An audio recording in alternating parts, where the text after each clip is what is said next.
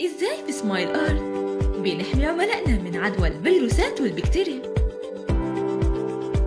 في سمايل آرت أول ما بتدخل العيادة هتلاقي كل الطاقم الطبي لابس كمامات وجلوفز، وهنقوم فورا بتعقيم إيدك بالكحول وبتسليمك غطاء للقدم، وده علشان نحافظ على كرسي الأسنان خالي من أي أتربة، بجانب التنظيف الدوري للأرضيات.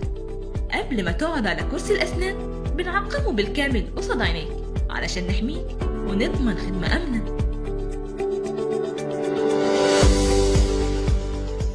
وبشكل روتيني بنحط أشرطة لصقة جديدة لكل مريض لمنع أي عدوى.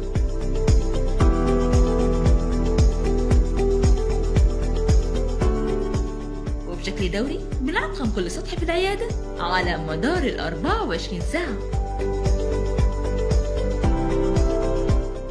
ندخل بقى للستيرلايزيشن روم أو غرفة التعقيم. بيتم غسل الأدوات بشكل مناسب، وبعدين بنحطها في جهاز الالتراسونيك كلينر، واللي بيستخدم الموجات فوق صوتية لتنظيف الأدوات لضمان إزالة أي جزيء غير مرئي منها. بنطلع الأدوات وبنحطها في باكت خاصة للتعقيم. بيتم إغلاق الباكت بشكل محكم بواسطة جهاز السيلر.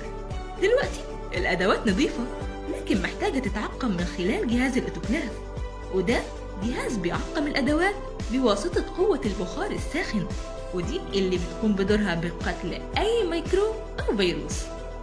مسؤوليتنا الطبية تدفعنا دوما لحمايتك ضد العدوى. سمايل آرت، والناس بيوتي أند بالانس.